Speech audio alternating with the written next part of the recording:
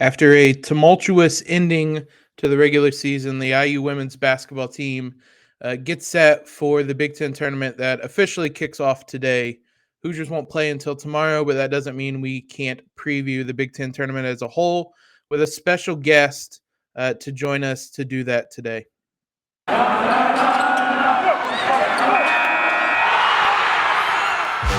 You are Locked On Hoosiers, your daily podcast on the Indiana Hoosiers. Part of the Locked On Podcast Network, your team every day.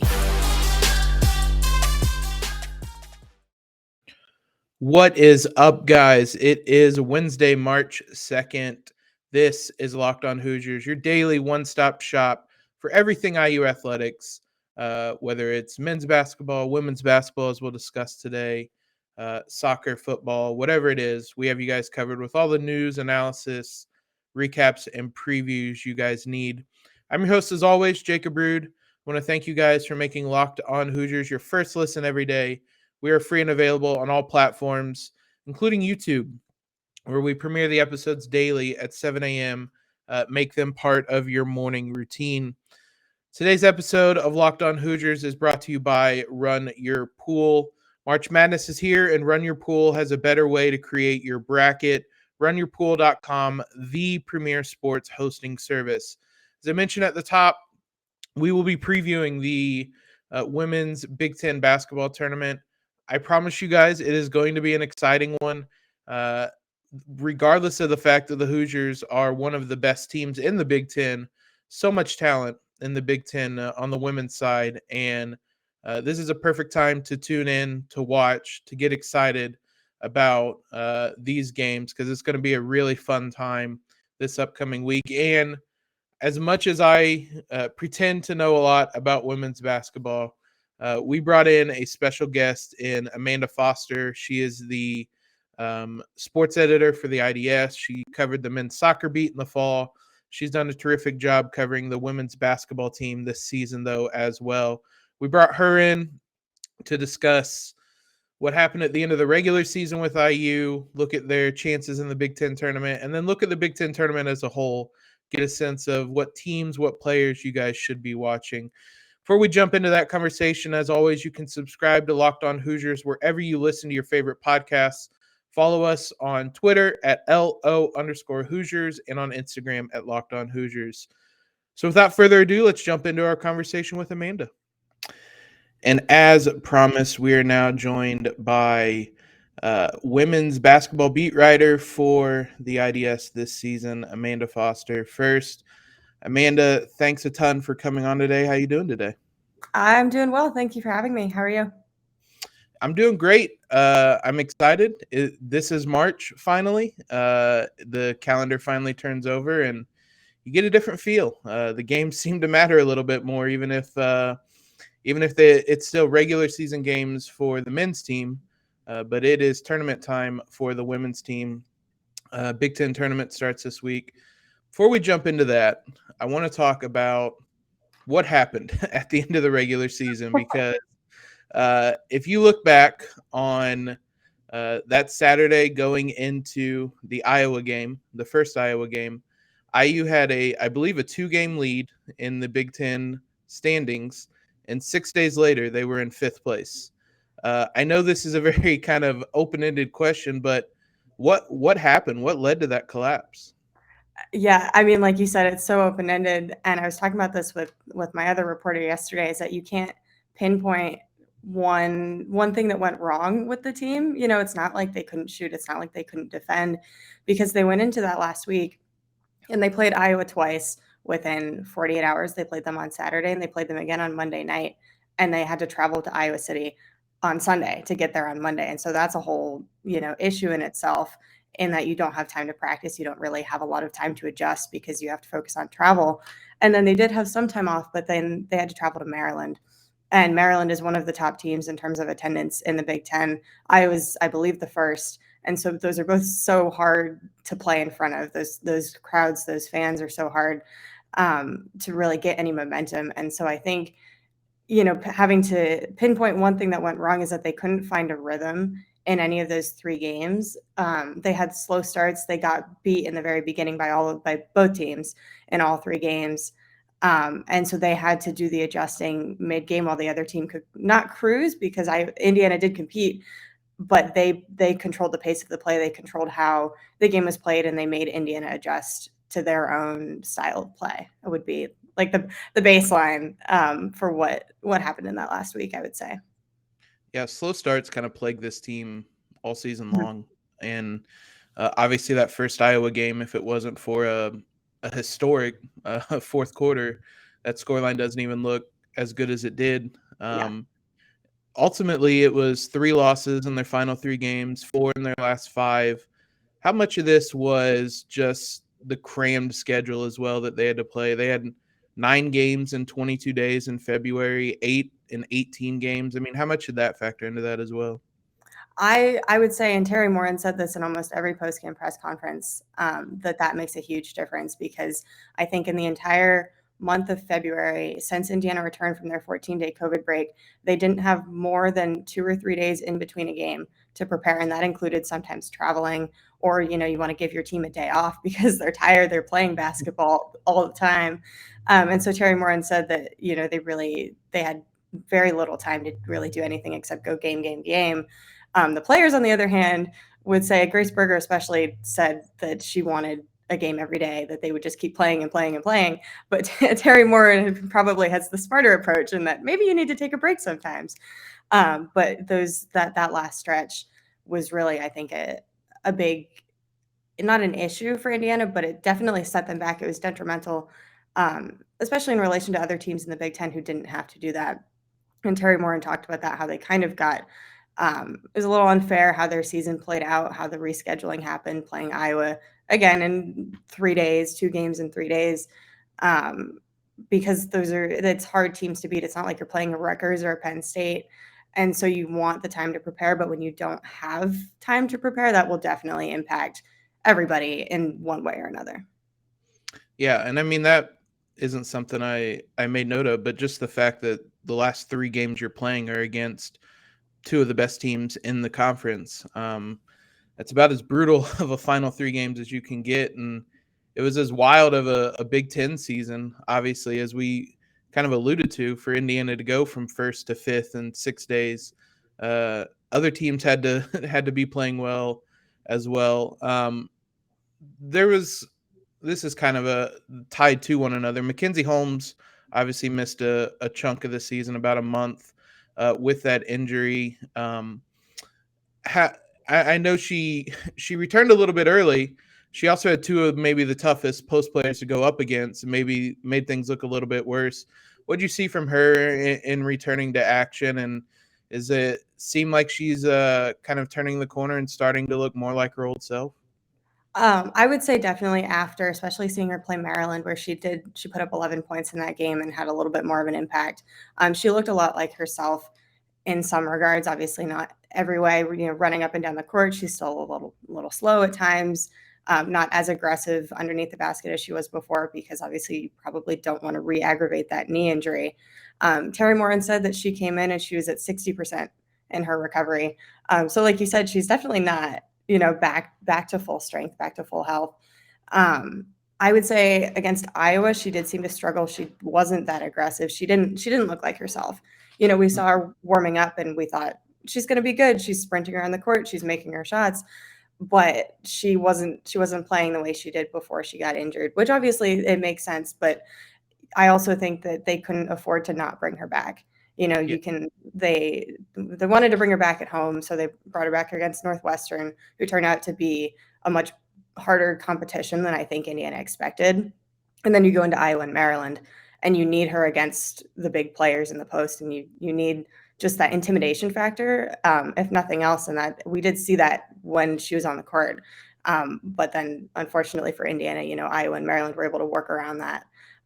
So I think that she slowly has had the chance to kind of find more of her rhythm, not to the extent that she could have, depending on if they had played other teams. But I think going forward, she can really only go up.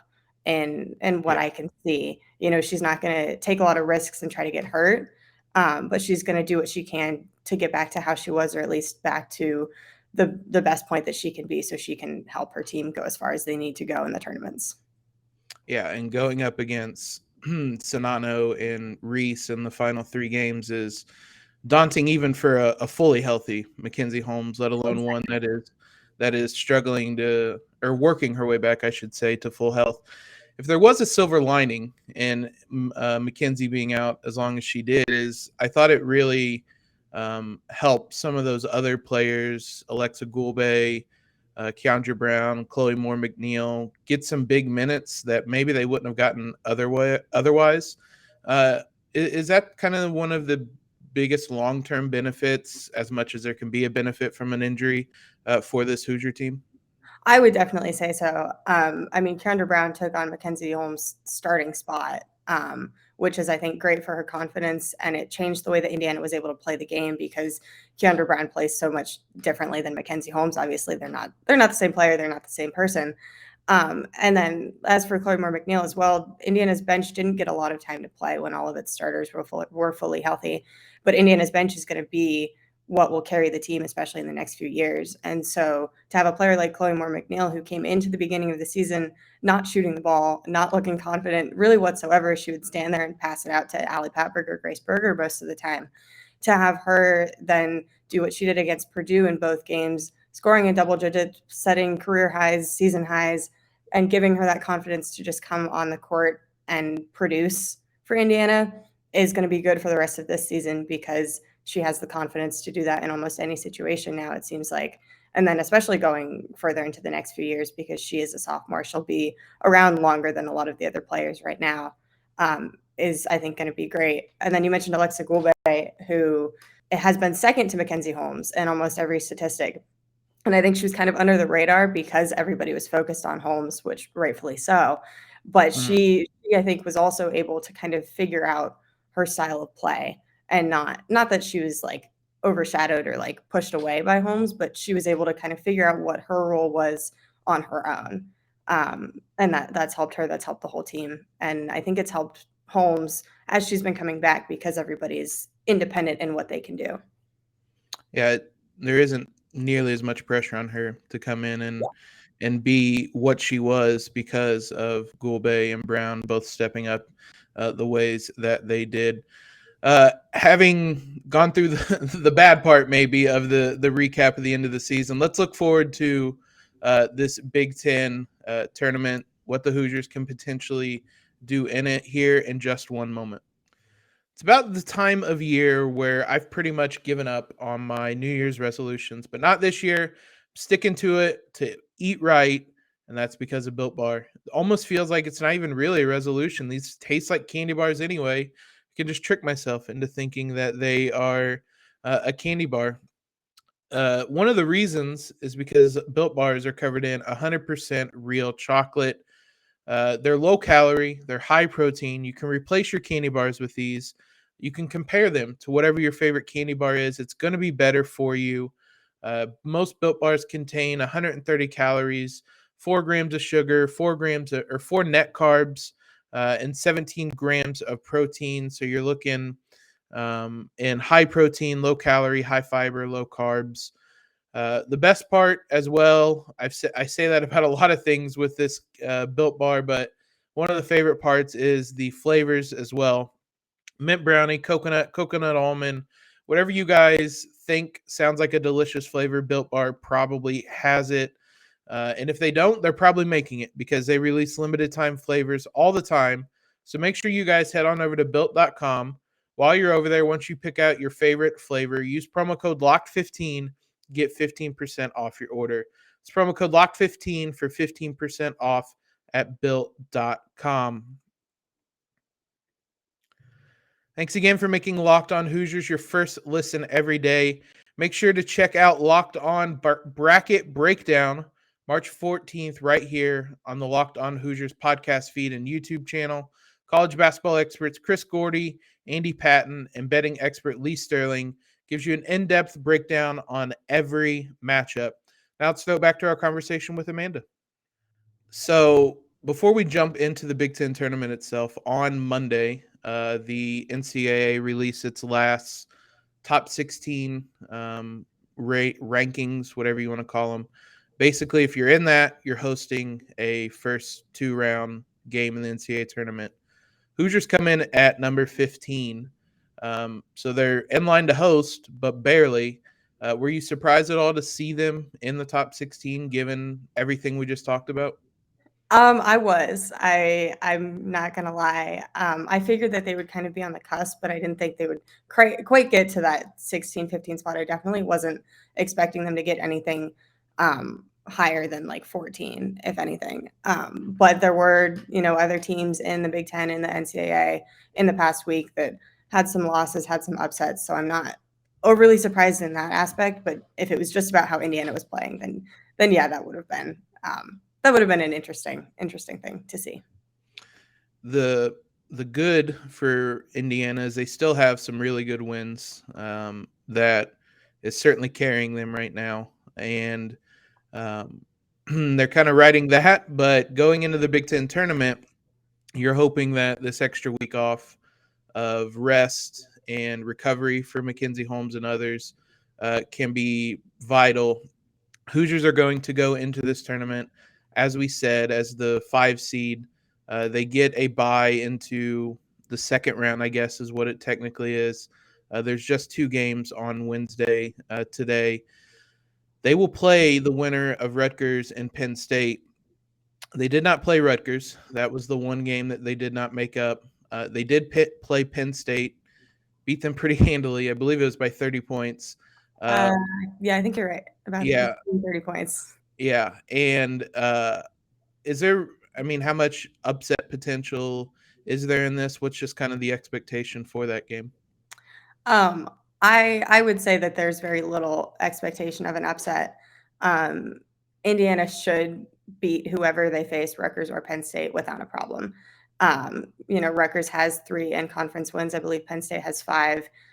Neither have really been at the top at all. They've barely been in the middle of the conference throughout the season. And so, Big Ten basketball is crazy sometimes. So it's not like 100% that Indiana will win, because obviously you can never say that. But something very bad would have to happen for the Hoosiers for them to lose that game. Yeah, coming in, Rutgers is 3-14 in Big Ten play. Penn State was 5-13. I won't never. There's no never say never with Indiana and Indiana basketball in the Big Ten tournament. Yeah. I don't know what it is with both sides, but it's just this curse. But if you want to make the assumption that Indiana is going to win that game, there is a matchup looming with Maryland on Friday. Is there any kind of added motivation, you think, to get that rubber game? And I guess what's kind of the mindset for the team kind of going into this tournament and that game? Being around the team and seeing kind of how they operate this season, I'm going to hazard a guess that they're excited to be playing Maryland, because they can kind of redeem themselves. They can prove that, the one win they had in January in Bloomington over Maryland, which was the first win they got over Maryland since they entered the Big Ten. They want to prove that that wasn't a fluke, and that obviously, they can compete with Maryland, but they want to show that they can win. And so I think that that's something that Indiana will go into it holding, that Maryland won't, because Maryland just beat them last Friday. And so I think that motivation, Indiana's been motivated and gritty and tough throughout the whole season. They came into the season acting like that already. And so they're not going to give up. They'll fight until the very last minute. And so I think that's going to be something that will really help them going into it. Just kind of looking at this bracket now, with as much talent as there is at the top of the conference, there isn't necessarily an easy draw, but the Hoosiers have a couple teams on their side of the bracket that they have beaten. You mentioned they beat Maryland early in the season. That was a big win psychologically, I think, as much as anything else. And then the 1 seed, Ohio State, is a team that they beat on the road. It was a long time ago, but it was a pretty handily win in that game. What are the kind of the realistic goals or expectations for IU in this Big Ten tournament? I think the biggest game for them quite honestly might be the Maryland game if they make it to there, if they win their first game, because I think, like you said, Indiana beat Ohio State, who we were surprised to see Ohio State at number one. That shows how crazy Big Ten basketball is. But I think if they can get past Maryland, then they have a solid shot in their part of the bracket, especially.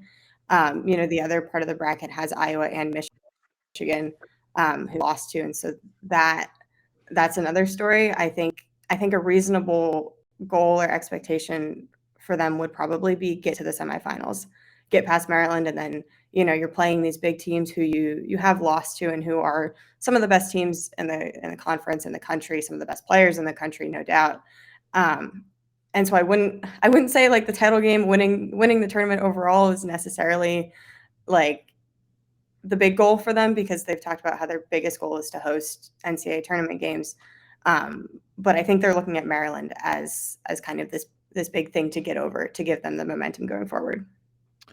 And winning the tournament would require 4 wins in 4 days, which we spent a lot of time talking about that schedule catching up to them. I'm sure even with almost a week off, this is a very tired group. So certainly wouldn't rule it out. This team has enough talent to do that, but I would be impressed if they were able to string together 4 wins in a row over this upcoming weekend.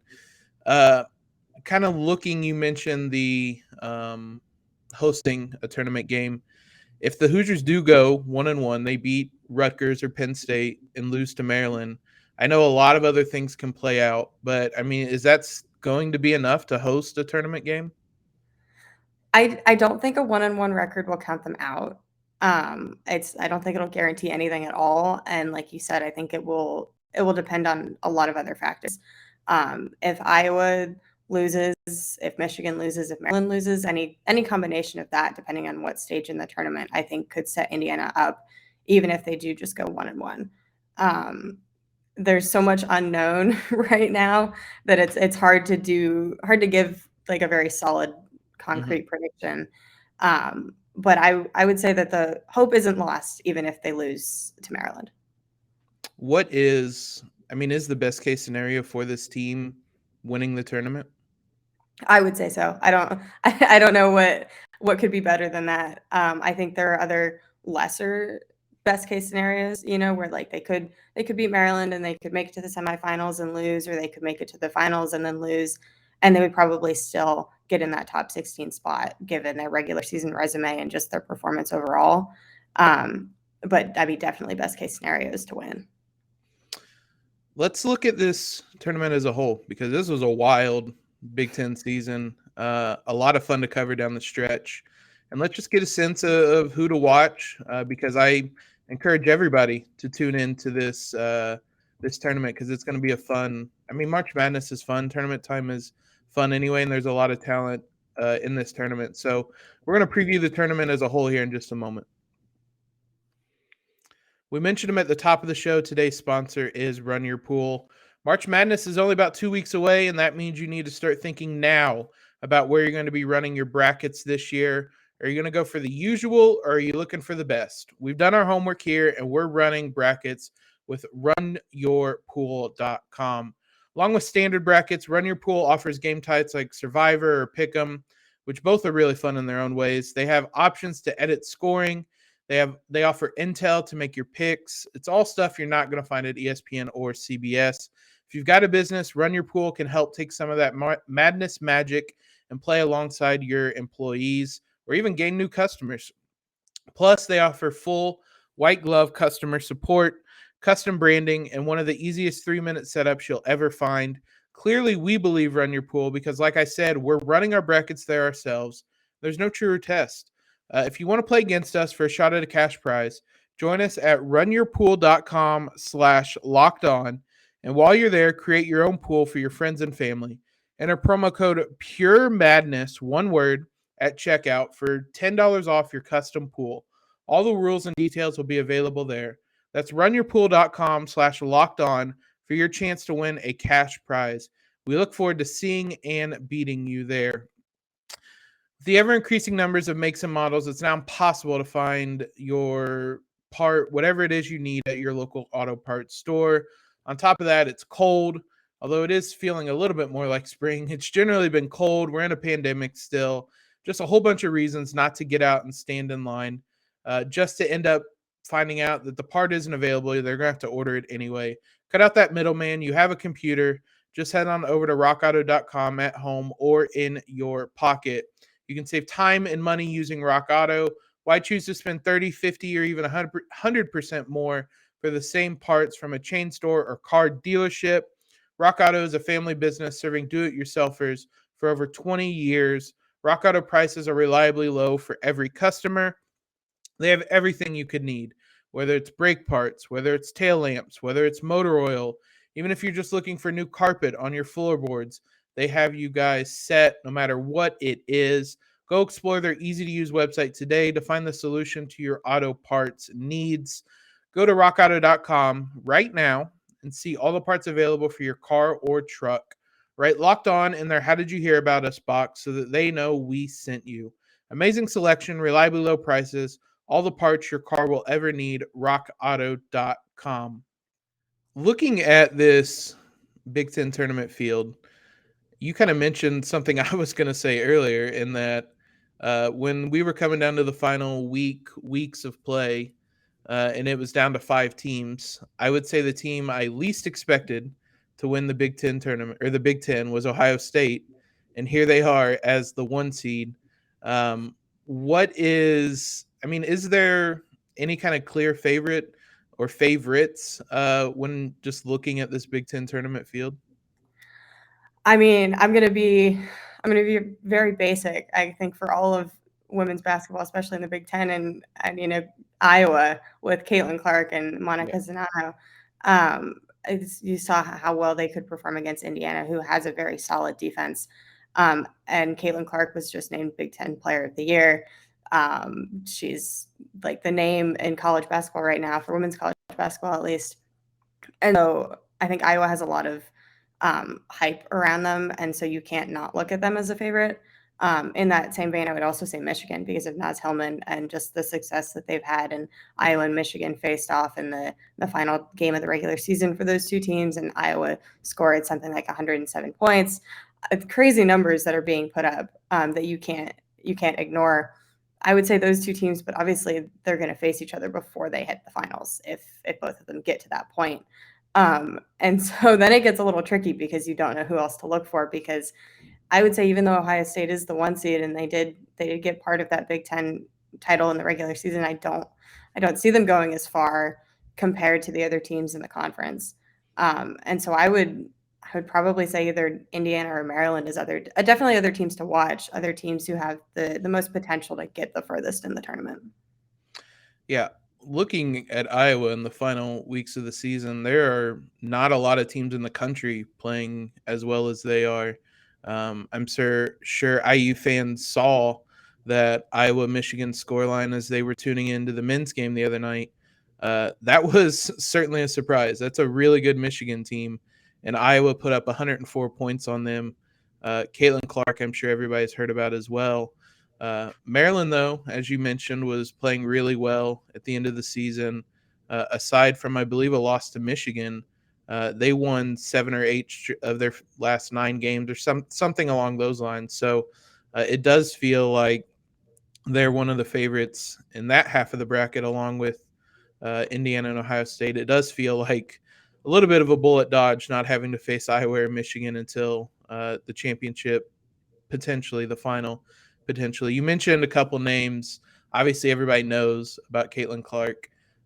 Naz Hillman, I think a lot of people know about as well. Who are maybe a couple, 2-3 other players to watch in this tournament? So definitely for Maryland, I would say Angel Reese. She's their top point scorer. Very, very long, very lanky, and really able to get the rebounds as well, which is something that Indiana struggled with when they played Maryland.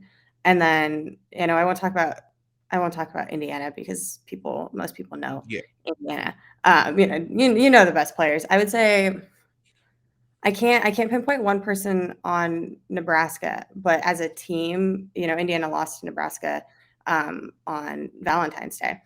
And so as a team, Nebraska was able to just kind of come together, and it wasn't necessarily like one person scored 30 points like Caitlin Clark does. But they were able, first of all, Indiana struggled shooting. So that was, their own issue, but Indiana's defense also couldn't keep up with the momentum of the Nebraska offense as a whole. And so I think that would be something to watch, not necessarily a certain player, but just how Nebraska plays as a team in the tournament. Is that a team you see as a dark horse team in this field? I would say so. I think because they are sort of in the top half of the Big Ten. There's a very clear division, it seems like, especially in terms of records, because Nebraska is 11-7 in Big Ten play, and then the team behind them is Northwestern at 8-8. So there's kind of a division there. But they're under the radar for sure, because you have the other top 5 teams that are making waves all across national sports news. And so I could see them kind of sneaking by and getting into those final stages for sure. And right before we came on, all Big Ten teams were announced. Hoosiers, Grace Berger is first team. Nicole Cardano-Hillary, Alexa Gouble, Mackenzie Holmes, all second team. Ali Patberg, honorable mention. Just if you needed a reminder of how good this team is, all 5 starters receive some type of honors. So I'll put you on the spot a little bit. What is your prediction for how IU does in this tournament? Oh boy. Okay. So I think they're gonna beat whoever they play in their first game on Thursday, Penn State or Rutgers. I think they're gonna beat Maryland. I think they could do it. They have the will, the determination, and the skill. They just have to put it all together and have everybody produce at the right time in the right way. And they've been able to do it before. And with that week off of rest, or week-ish, to rest and prepare, and Mackenzie Holmes slowly coming back into her own, is a very real possibility for them. I think I'm going to predict that they will lose in the semifinals. I don't see them, Michigan or Iowa, and whoever goes along with them. If somebody beats either of those 2 teams, I don't know if I see Indiana getting to that point. Almost not just because of the time constraints, and you play 1 game per day, but that definitely would be a big part of it. Because everybody would be a little tired, after you play a tournament game every day, and having to prepare for the different teams and how they play, because everybody plays so differently, that I don't know if they could turn it around that quickly to get further than the semifinals. It's going to be an emotional game too, that Maryland game. Yeah. That it's going to be a lot to come back from. If they do win it 24 hours, it'll be a little more than 24 hours later on Saturday against presumably the number 1 seed in the conference as well. So I think that's probably where I'm going to fall, is that they'll beat Maryland, go 2-1, and fall to Ohio State in that one. Overall, who are you picking as the winner for the Big Ten tournament? Overall, I think I'm probably going to have to go with Iowa.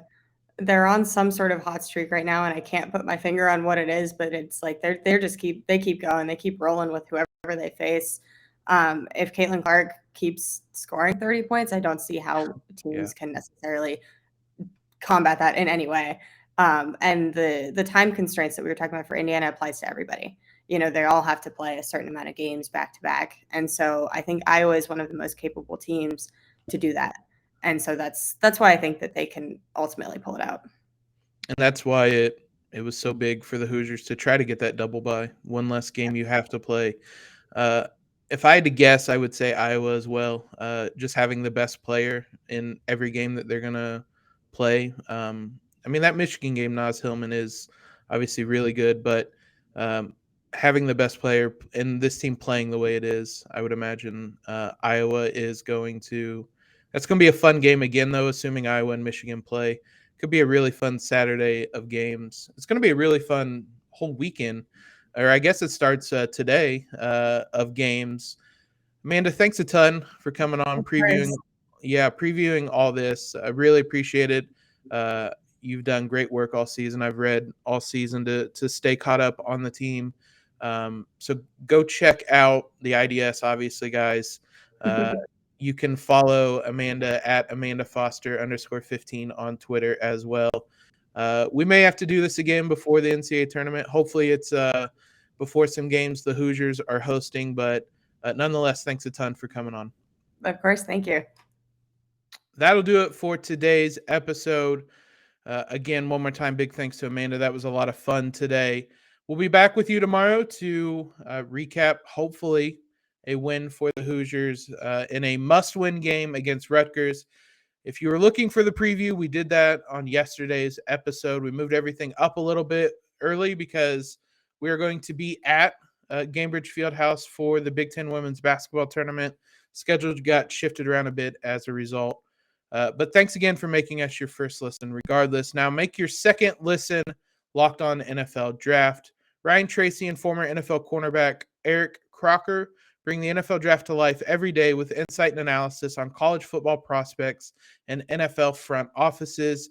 It's free and available wherever you get podcasts.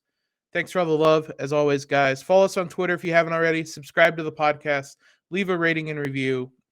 Most importantly, though, go Hoosiers. Have a great Wednesday in LEO.